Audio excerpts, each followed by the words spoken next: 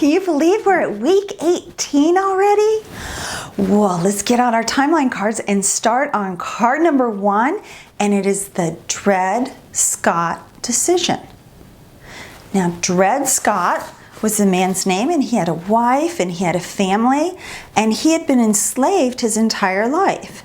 In fact, he had been born into slavery.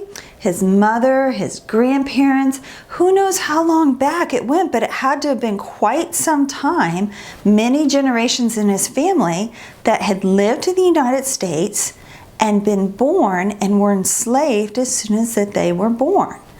And so Dred Scott had moved from his home in Missouri with the person who was enslaving him up north and had lived there for several years.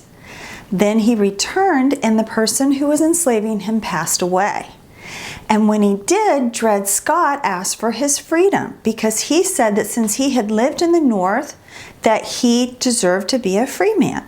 And the people who had enslaved him previously, prior to this person, they said, yes, you're right, Dred Scott, you deserve to be a free man. So they really helped him out.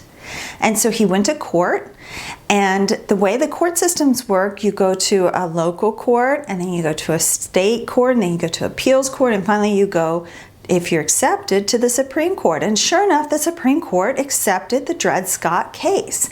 And so Dred Scott's lawyers went before the Supreme Court, and they said their case. Well, Roger Taney was one of the justices, and he wrote the majority opinion, and the majority opinion was that African Americans, whether they were free or enslaved, were not U.S. citizens. Now, what on earth does that mean?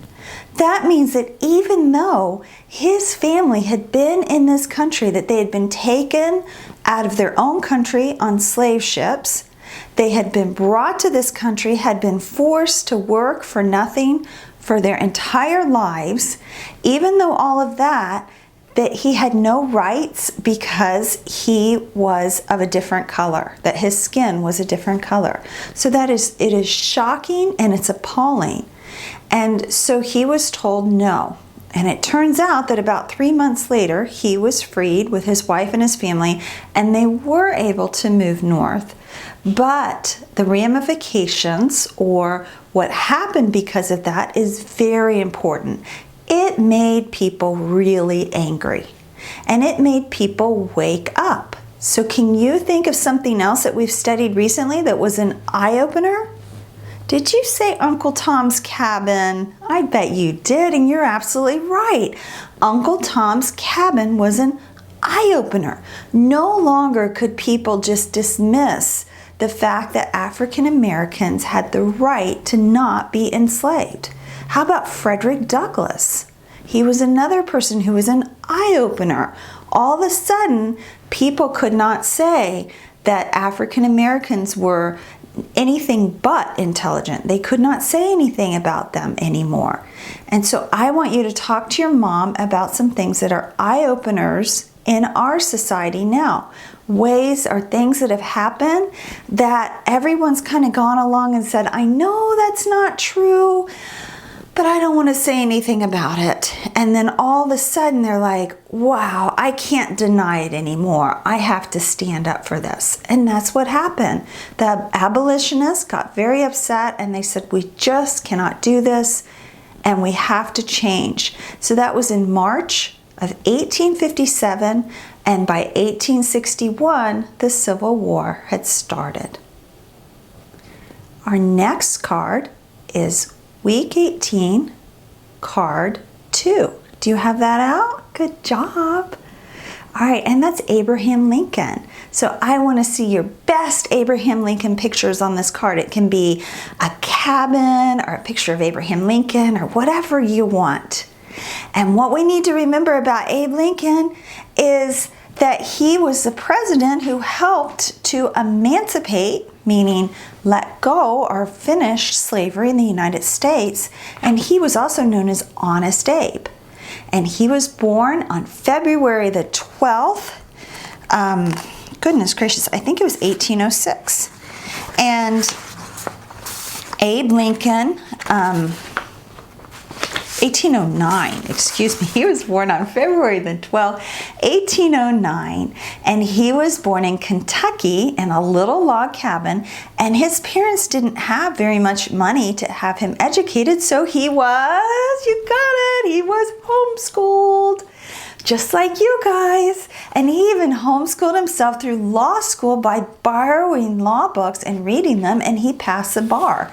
And he was such a good attorney that he was called Honest Abe. And then he went and got into politics, and he joined the legislature. He was voted into the legislature, and eventually he was voted to become our president of our country. Now, there are so many quotes and so many amazing things about Abe Lincoln that I'm going to cut my time short so you can spend more time on your videos watching about him today, because he's such an amazing man. But when you come to Eden Hope next week, I want to hear one quote that you've memorized from Abraham Lincoln, one thing that he said that struck you that you remember. And you can look it up on Brainy Quotes or ask your mom to help you with that, okay? All right, our third card for this week is Charles Darwin.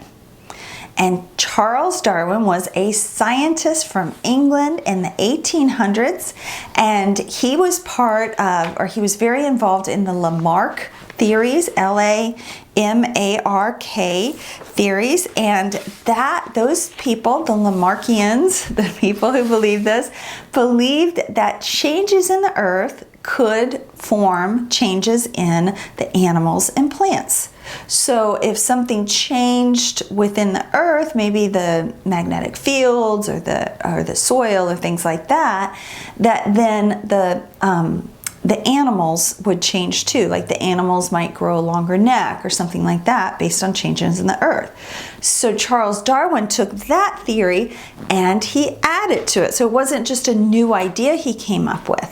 And so he got on his exploration ship, the Beagle, and he took off to the Galapagos Islands, and he saw some really cool things there. He saw some birds that used really long beaks to get into certain type of nuts. And he saw different other animals that had specific attributes, like maybe long nails or a long nose or something like that, that helped them in eating and in what they were doing for their lives. And so he came up with the theory of evolution and natural selection. So what his theory was very similar to the Lamarckian theory, and his theory was that people started out as very low, like a primate, and then they evolved over millions of years to be what we consider to be a human now. So we all have seen pictures of apes, right? So one of the famous pictures of evolution is where you have an ape, and then you have partial humans, and then you have a human. And that's what a lot of people believe. And they believe it because that's what a lot of science says. Many scientists will say, well, that's absolutely true. But the problem with that is almost all of us have gone to the zoo or seen a picture of an ape. And I bet you've seen a human. Have you seen a human? But how many of us have seen the in-betweens? Because I'm almost 50 years old and I've never seen the in-betweens. Because they're not there. We don't have the fossil record to show all of the in-betweens. And it's because God created us absolutely magnificently and beautifully exactly as we are. And so what Charles Darwin didn't know was that when he looked at a cell of an animal, he said that if that cell had anything more in it than just what he could see, then his evolution theories were wrong. And it does. We know that the cell has a nucleus and mitochondria, and it has Golgi bodies and vacuoles, and it has so many different parts, a cell membrane, it has so many different parts. But we also know that it has DNA. And DNA are the proteins that are like the building blocks of our lives.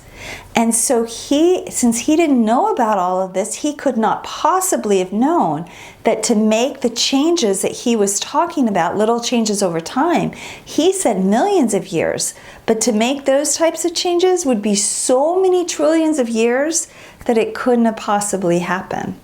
So Charles Darwin took a theory, modified it a little bit, and then science world went crazy over it. And it's so similar to so many other science theories that have been just absolutely, this is the only way it can be. It's settled science. There's no other way to say it.